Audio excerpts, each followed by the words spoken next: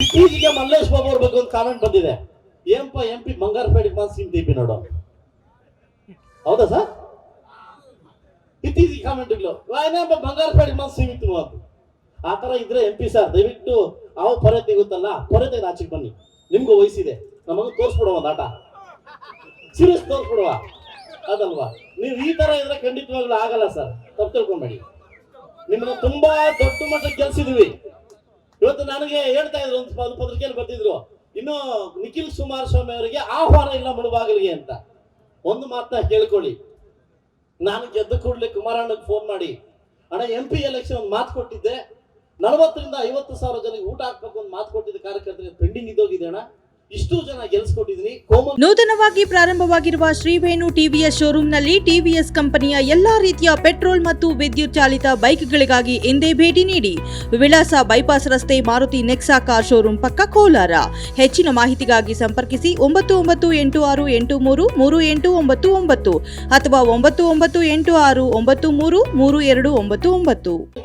DC bank ಗೆಲ್ಸಿದ್ದೀನಿ, ಬರ್ತಕ್ಕಂಥ ಚುನಾವಣೆ ಎಲ್ಲ ಗೆಲ್ಸ್ಕೊಡ್ತೀರಣ್ಣ, ದಯವಿಟ್ಟು ಬರಬೇಕು ಅಂದಾಗ ನನಗೆ 20-25ನೇ ತಾರೀಕು ಒಂದು ಡೇಟ್ ಕೊಟ್ಟಿದ್ದಾರೆ. ಆ ಡೇಟ್ ನಾನು ನಿಖಿಲನಿಗೆ ಹೇಳಿದೆ, ಅಣ್ಣ ಅಪ್ಪ ಬರ್ತಾ ಇದ್ದಾರೆ, ಅದ್ರ ಜೊತೆಗೆ ದೊಡ್ಡ ಕಾರ್ಯಕ್ರಮ ಒಂದು 30 ರಿಂದ 40 ಸಾವಿರ ಜನ ಸೇರಿಸಿ ಒಂದು ಕಾರ್ಯಕ್ರಮ ಮಾಡ್ತೀರಣ್ಣ, ಜಿಲ್ಲಾ ಪಂಚಾಯತ್ ತಾಲೂಕ್ ಪಂಚಾಯತ್ ನಾಂದಿ ಆಗ್ಬೇಕಣ್ಣ, ನನ್ನ ಗೆದ್ದಿರ್ತಕ್ಕಂಥ ಎಲ್ರಿಗೂ ಸನ್ಮಾನ ಮಾಡ್ಬೇಕು ಅಂತ ಹೇಳಿದಾಗ, ಅಣ್ಣ ದಯವಿಟ್ಟು ನೀವು ಡೇಟ್ ಲೇಟ್ ಮಾಡುವಂತದ್ದು. ನಾನು ಅವ್ರ ಹತ್ರ ವಿದೇಶದಲ್ಲಿ ಕೂಡ ಫೋನ್ ಮಾಡಿ ಲೇಟಾಗಿ ಡೇಟ್ ತಗೊಂಡು ಕಾರ್ಯಕ್ರಮನ ನಿಗದಿಪಡಿಸಿದ್ವಿ. ಇವತ್ತು ನೈಟ್ ಕುಮಾರಸ್ವಾಮಿ ಅಣ್ಣವರು ನಂಗೆ ಡೇಟ್ ಕೊಡ್ತಾರೆ. ಸುಮಾರು ಎಲ್ಲಾ ಕಾರ್ಯಕರ್ತರಿಗೂ ನಾನು ಒಂದು 50 ಸವಾಲು ಹಾಕಿದ್ದೆ.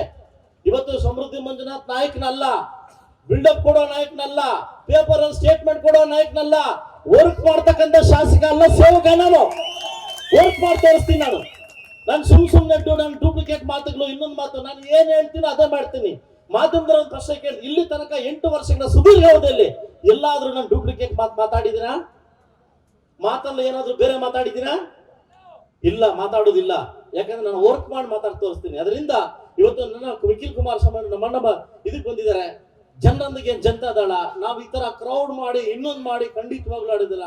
ಪ್ರತಿಯೊಬ್ಬ ಕಾರ್ಯಕರ್ತರು ಕೂಡ ಸದಸ್ಯನಾಗಿ ಈ ಪಕ್ಷಕ್ಕೆ ಬಲ ತುಂಬುವಂತ ಕೆಲಸವನ್ನ ನೀವು ಮಾಡ್ತೀರಾ ಅನ್ನೋ ಒಂದು ನಂಬಿಕೆಯಿಂದ ಇವತ್ತು ನಮ್ಮೂರಿಗೆ ಬಂದಿದ್ದಾರೆ. ಆ ಕೆಲಸವನ್ನು ಮಾಡಿ ಅಂತ ಹೇಳ್ತಾ, ಮುಂದಿನ ದಿವಸ ನಾನು ತಳಮಟ್ಟದಿಂದ ಕೂಡ ನಾವು ರಾಜಕಾರಣವನ್ನ ಸಂಘಟವನ್ನ ಮಾಡಬೇಕಾಗುತ್ತೆ.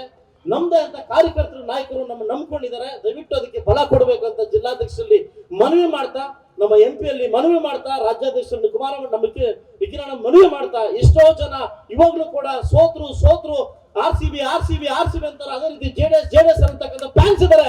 ಅವ್ರಿಗೋಸ್ಕರ ನಾವು ಬದುಕಬೇಕು ಅಂತ ಹೇಳ್ತಾ, ಅವ್ರಿಗೋಸ್ಕರ ಸಂಘಟನೆ ಮಾಡ್ಬೇಕು ಅಂತ ಹೇಳ್ತಾ, ಮುಂದಿನ ದಿವಸ ನೀವೇನೇ ಹೆಜ್ಜೆ ಇಟ್ಟರು ಕೂಡ ಹೆಜ್ಜೆ ಇಡ್ತೀವಿ ಅಂತ ಹೇಳ್ತಾ, ಖಂಡಿತವಾಗ್ಲೂ ಒಂದು ನಿಮಗೆ ಗೊತ್ತಿರ್ಬೇಕು, ನಾನು ಸ್ವಲ್ಪ ಕೋಪ ಮಾಡ್ಕೊಂತೀನಿ ನೇರವಾಗಿ.